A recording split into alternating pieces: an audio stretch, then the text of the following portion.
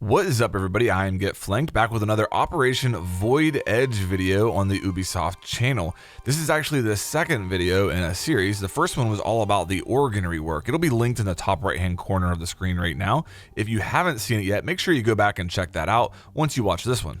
In this video, we're going to be going over some of the changes coming with Operation Void Edge to the game. Now, there's obviously the organ rework, there's obviously two new operators coming, both Yana and Oryx, but there's also a lot of nerfs and buffs to already existing operators.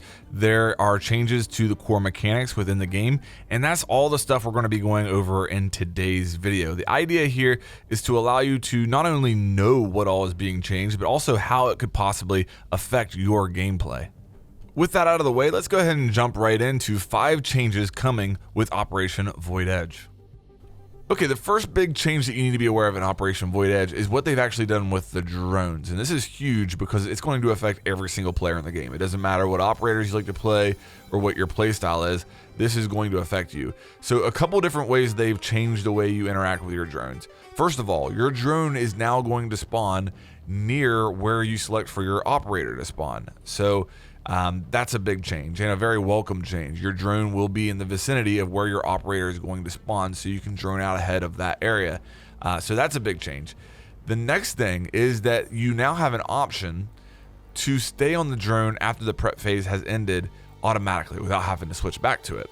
So within the options menu, you have 3 different options for how you can set up your drone. You have automatic, which is going to automatically switch you off of your drone at the end of the prep phase. You have semi-automatic. This will switch you off of the drone view after the prep phase ends if you're no longer watching your own drone. So if the enemy shoots your drone, or if you just switch off of your drone and are watching somebody else's, then at the end of the prep phase, you'll automatically leave the drone view and go to your operator first person view. And then you have manual, which means that no matter what, at the end of the prep phase, you're going to stay on a drone view as long as there's at least one drone alive on the map. Doesn't have to be yours. So 3 different options to choose from there. The way that I have mine set up is semi-automatic. That way I can choose whether or not I want to come off of my drone at the end of the prep phase. And I'm really enjoying this. This is great, especially if you're playing with a team. You can have one person stay on the drone and kind of make sure an area is clear before your teammates push in, and you don't have that blind spot you used to have at the end of the prep phase. The second big change you need to know about with Operation Void Edge is that they buffed Twitch and they nerfed Twitch. I'm not sure what you want to call it, or if at the end of the day she's stronger or weaker, but nevertheless, we'll go over the changes here. The most important thing you know is that they've changed both how Twitch's gadget, the shock drone, works and her recoil on her F2. First of all, on the screen right now, you're seeing the old recoil of the F2 versus the new recoil side by side. And the way they describe it in the patch notes is that they have increased the recoil on the F2. And as I look at this, it definitely does look like the grouping of the shots on the new recoil is further apart. So I can see the change there. Pay particular attention to that first shot recoil. It definitely looks to me like the first shot recoil is significantly further apart than on the new recoil than the old recoil. And that's always important, because if you're aiming at head height and that first shot misses, then your weapon is going to be up in the air above the enemy. So first shot recoil is always really important in my opinion, and it looks like that's been significantly nerfed on the F2. Now, they've also changed how the shock drone works, and in my opinion this is a buff, but there's some people thinking this is a nerf. You decide for yourself. But it used to be with the shock drone that you would have a total of 5 charges on the shock drone. Once you used them, they were gone. Now you have a maximum of 3 charges at any given time, but they do recharge over time. Okay, so if you use all 3 of those charges in the prep phase, you go off the drone, you do something, you'll come back to it and actually have some charges that you can use again. Very similar to Echo's Yokai drone. That's probably the best comparison I can give as far as how exactly it works. Now, it takes 30 seconds to recharge one of those shots, so it's not like you're going to just be able to run around and delete everything off the map in the first minute of the round. It's going to take time to recharge all 3 of those shots. I mean, if you think about it, a minute and a half to get the full inventory back. But at the end of the day, you do have more potential with the drone now than you did before Operation Void Edge. A couple other changes with Twitch's drone: the rate of fire in which you can get the charges out of the drone has actually been doubled. And that's important because if you're trying to get rid of a Maestro Evil Eye and you miss the first shot, you're going to be able to get a second shot off faster than you used to be able to. That's important in a lot of situations, really. So that's a buff to the drone there. And then also they've decreased the amount of damage that the drone does to enemies or teammates, I guess, for that matter, from 10 down to 1. So this isn't really a nerf in my opinion. It sounds like it, but if you were using the shock drone to damage enemies, you were probably using it wrong to begin with. The only thing I could see is like sometimes to finish off a downed opponent, it was kind of nice to use it for that, and that's not going to be nearly as effective now. But I still say at the end of the day, this shock drone is stronger now than it used to be. Okay, the third big change in Operation Void Edge is that they have nerfed Lesion. Particularly, they've nerfed Legion's goo mines. So a couple different ways that they've changed how the goo mines work, both with enemies and with Lesion. First of all, Legion's goo mine indicators will now only be visible to Lesion if he's within 8 meters of the goo mine and in direct line of sight. It used to be that you could throw the goo mines all over the map, and no matter where they were located, you would see that indicator no matter how far you were away from it or anything. And that gave him a lot of information. When one went off, he was able to tell pretty much exactly where an enemy was based upon where that indicator disappeared from. And that's no longer going to be the case. You have to be close enough and within direct line of sight in order to see that indicator and to get that type of information from the goo mine.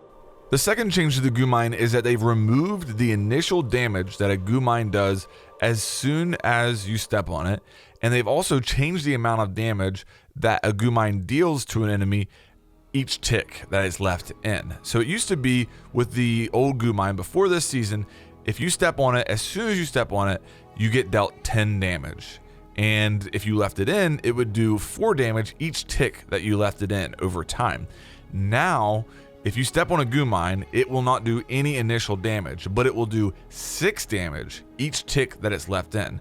What this means for the player is, first of all, if you step on a goo mine and you're under 10 health, it will no longer instantly down you. You'll have a moment where you can pull that goo mine out without receiving any damage, okay? All the other effects of the goo mine have been unchanged as far as you get the green splatter on the screen, you're not able to sprint, you're not able to plant. All that stuff remains the same, but you have a moment where you can pull out the goo mine before receiving any damage from it.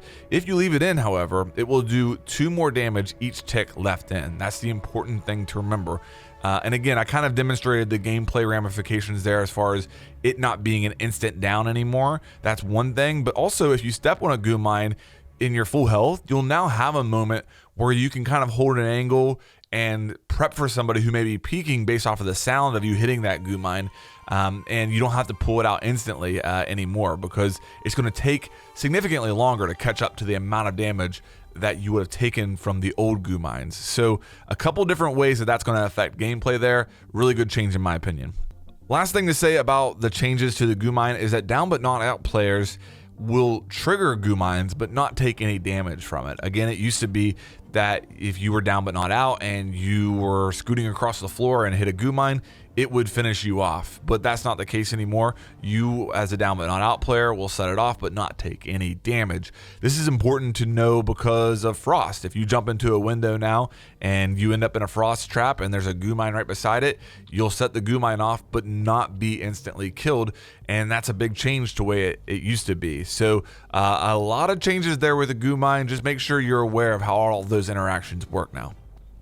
The fourth change you need to know about in Operation Void Edge is that they have nerfed Ella's SMG again. It wasn't that long ago that they actually buffed it, and what they did back then was they made it to where the first 16 bullets in a burst from Ella's SMG had less recoil than if you just held down the trigger. So that was a significant buff to Ella, and we definitely saw her pick rate go up, and according to them, they saw her stats go way up as far as her kill death ratio and her win percentage, as well as her pick rate. And because they saw it jump up so high, they decided to actually nerf her now. So instead of getting reduced recoil for the first 16 bullets, now you will receive that reduced recoil for the first 11 bullets. So you've got to be much tighter with your bursts now with LSSMG in order to receive that recoil bonus than what you used to, okay? But besides that, they've also increased the resettle time after burst firing. It now has a faster uptime to increase the vertical recoil, and they've slightly increased recoil plus spread. Now on the screen, you're seeing the old recoil compared to the new recoil, and it does look noticeable to me. So not only did they kind of revert that buff that they gave her last season, but they've also nerfed her in some other ways here. So overall, LSSMG is going to be more difficult to control. This is definitely something you want to be aware of if Ela is somebody that you play a lot of. Now for the fifth thing on the list, I'm going to hit you with several of the smaller changes coming, but things you definitely still want to be aware of. The first has to do with operator loadouts. Dokkaebi lost her frag grenades. They've been replaced by stun grenades. Maverick gained frag grenades and loses his stun grenades. Nook gained frag grenades, loses her claymore. Also of note here, Yana is coming into the game with frag grenades. That's the new attacker coming this season. So at the end of the day, you're going to have a total of 2 more operators available on attack that have frag grenades available. That's kind of a big deal. The Vector 45 SMG has been buffed. It now does 23 damage up from 21. That is the SMG that both Mira and Goyo have available to them. All DMRs now do better soft destruction, so they'll be able to open barricades faster and easier. They'll be able to open hatches faster and easier as well. The way Warden's cooldown on his glasses works has been changed. Now, anytime you have at least 20% or more of his total gadget inventory, I guess you could say, left, you can use the gadget. You don't have to wait for it to fully recharge to use it again. As long as it's 20% or more, you'll be able to hit the button and use it. And last but not least, barricade debris is now going to be much more consistent. It used to be that when you would hit a barricade, a lot of times the debris wouldn't fall. It would be blocking the hole that you were trying to look out of, and it could be really frustrating. Now, due to some changes they made, when you hit a barricade, the debris should fall every single time, opening up a hole, and it'll be much more consistent. Okay, that's going to do it for the video. Hopefully you have a good understanding now of what all is changing with Operation Void Edge and how it could affect your gameplay. Don't forget to go back and watch the first video in this series. That's 5 things you need to know about the organ rework, and keep your eyes on this channel for more videos coming from me down the road.